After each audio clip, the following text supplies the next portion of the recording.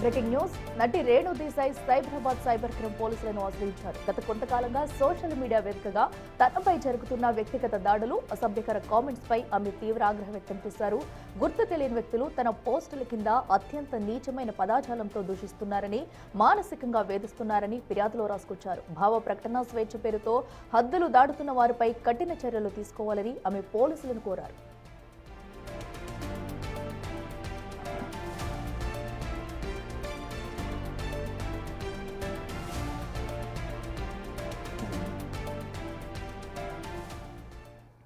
రెడ్డికి మరింత సమాచారం మా ప్రతినిధి విజయ్ లైవ్ లో అందిస్తారు. విజయ్, చెప్పండి. అటు ఎవరైతే అసభ్య పదాచాలంతో కామెంట్స్ చేస్తున్నారో వారిపై కూడా రేణు దేశాయ్ అయితే కంప్లైంట్ చేశారు. మరి పోలీసులు ఎలాంటి యాక్షన్ తీసుకున్నారు? అప్డేట్స్ ఏంటి?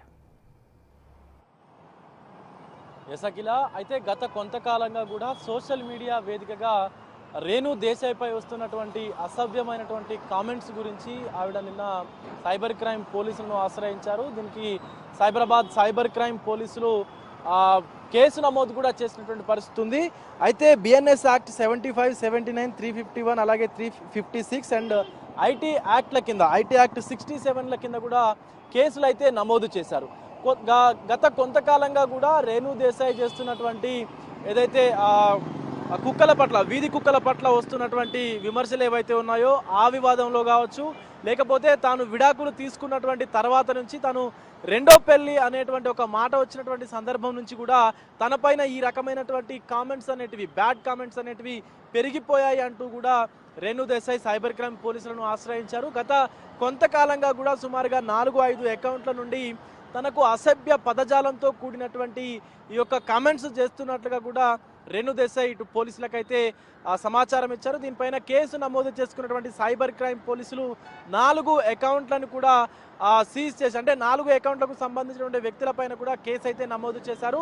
ఆ అకౌంట్లు ఎవరెవరు హ్యాండిల్ చేస్తూ ఉన్నారు అండ్ అలాగే ఎక్కడి నుంచి ఎక్కడ ఏ ఐపీ అడ్రస్ నుంచి ఈ యొక్క అకౌంట్స్ అనేటివి చేస్తూ ఉన్నారన్నటువంటి దానిపైన కూడా సైబర్ క్రైమ్ పోలీసులు అయితే నిఘా పెట్టారు. ముఖ్యంగా అటు ఇన్స్టాగ్రామ్లో కావచ్చు, లేకపోతే ఫేస్బుక్లో కావచ్చు.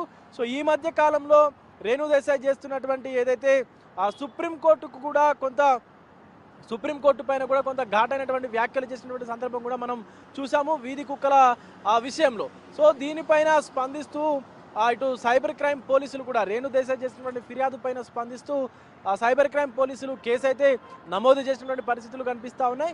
ముఖ్యంగా ఎక్కడి నుంచి ఈ యొక్క అకౌంట్స్ హ్యాండిల్స్ అనేటివి ఆపరేట్ చేయబడతా ఉన్నాయనేటువంటి దానిపైన కూడా ఆధారాలు సేకరించేటువంటి పనిలో కూడా సైబర్ క్రైమ్ పోలీసులు పడ్డారు. ముఖ్యంగా ఇలాంటి కామెంట్స్ చేసేటువంటి వారిపైన కూడా కఠినమైనటువంటి చర్యలు తీసుకుంటామని సైబర్ క్రైమ్ పోలీసులు చెప్పారు. మరొక పక్క ఎప్పుడైతే పవన్ కళ్యాణ్తో విడాకులు తీసుకున్నటువంటి అనంతరం తాను కూడా రెండో పెళ్లి చేసుకుంటే తప్పేంటి అనేటువంటి క్వశ్చన్ రేణు దేశాయ్ రైజ్ చేశారో అప్పటి నుంచి కూడా నెటిజన్స్, అటు పవన్ కళ్యాణ్ అభిమానులు కావచ్చు, లేకపోతే చాలామంది నెటిజన్స్ కావచ్చు, రేణు దేశాయ్ పట్ల కొంత వ్యతిరేకమైనటువంటి భావజాలంతో కమెంట్స్ చేసినటువంటి పరిస్థితులు కూడా ఉన్నాయి. అవన్నీ కూడా మనకు తెలుసు. కానీ ఇప్పుడు ఎప్పుడైతే ఈ వీధి కుక్కల విషయం కావచ్చు, లేకపోతే ఇతరత్ర జరిగినటువంటి చిన్న చిన్న సంఘటనలు కావచ్చు, సో వాటిపైన రేణు దేశాయ్ స్పందించినప్పుడు ఆ రేణు దేశాయ్ పైన కొంతమంది